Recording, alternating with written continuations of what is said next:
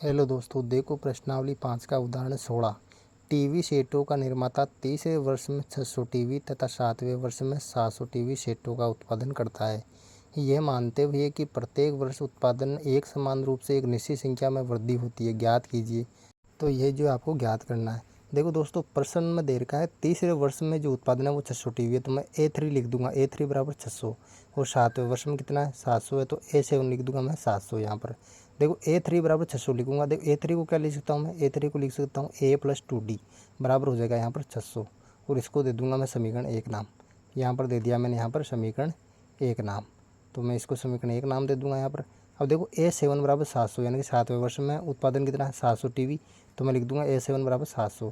तो A7 को क्या लिख सकता हूँ मैं, A7 को लिख सकता हूँ A प्लस 6D बराबर 700।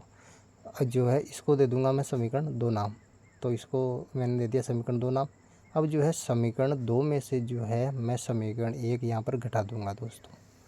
समीकरण 2 से समीकरण 1 घटाने पर देखो समीकरण 2 क्या है, A प्लस 6D बराबर 700।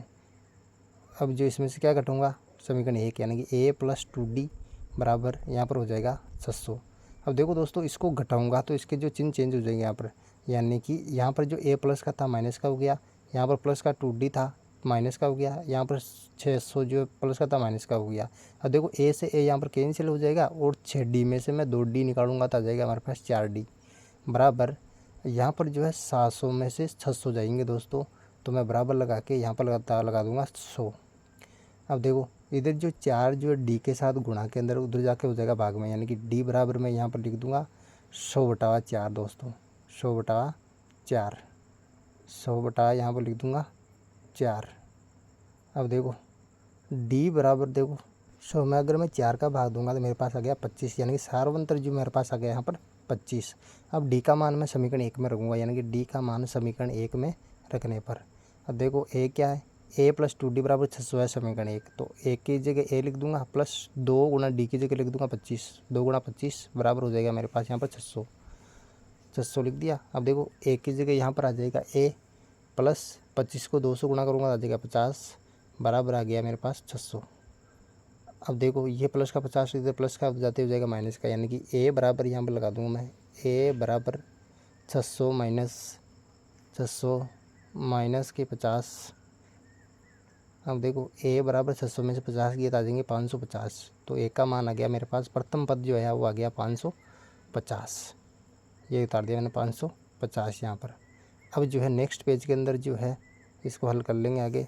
देखो हमारे पास जो प्रथम पद आया दोस्तों, इसके अंदर प्रथम पद जो आया मेरे पास आ गया 550 और सार्वंतर जो आया डी बराबर आया मेरे पास यहाँ पर 25। अब देखो पहला पूछ रहा है कि प्रथम वर्ष में कितना उत्पादन हुआ, तो प्रथम वर्ष में कितना उत्पादन होगा, यानी कि पहला पद आया मेरे पास 550, तो पहला पद ही हो जाएगा 550, यानी कि पहले वर्ष में 550 जो है टीवी का उत्पादन किया। अब कह रहा है कि 10वें वर्ष में कितना उत्पादन किया। देखो 10वें वर्ष में A10 को क्या लिख सकता हूँ मैं, A प्लस 9D लिख सकता हूँ दोस्तों, A प्लस 9D लिख दिया मैंने। देखो A का मान कितना है 550 प्लस 9 गुणा डी का मान कितना है 25। अब देखो 550 की जगह 550 आ जाएगा और 9 को मैं 25 से गुणा करूँगा तो मेरे पास आ जाएगा यहाँ पर 225। अब देखो 550 और 225 कितने हो गए 775, यानी कि 10वें वर्ष में कितने टीवी का उत्पादन किया उसने 775।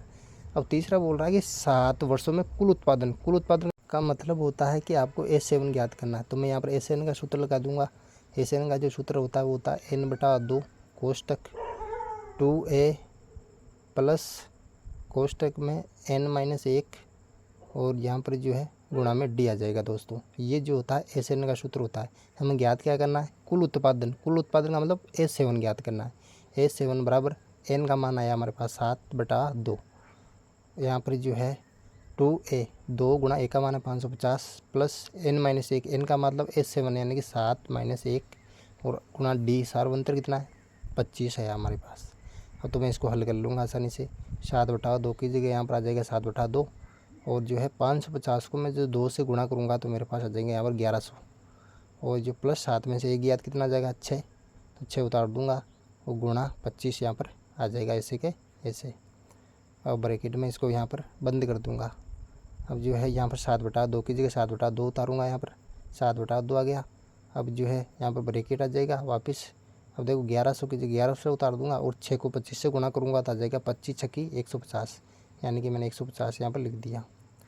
अब देखो आगे हल कर ला बराबर 7/2 की जगह 7/2 और ब्रैकेट और 1100 और 150 को जोड़ूंगा मैं तो आ जाएगा मेरे पास 1250 यहाँ पर, और ब्रैकेट में इसको वापस बंद कर दूंगा।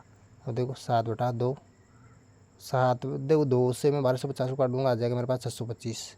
यहाँ पर लिख दूंगा मैं 625 क्योंकि 1250 को मैंने 2 से काटा है यहाँ पर, तो लिख दिया 625। अब 625 को मैं 7 से गुणा करूँगा तो मेरे पास आ जाएगा यहाँ पर फाइनल आंसर। अब देखो 625 को 7 से गुणा किया तो मेरे पास आएगा 4375,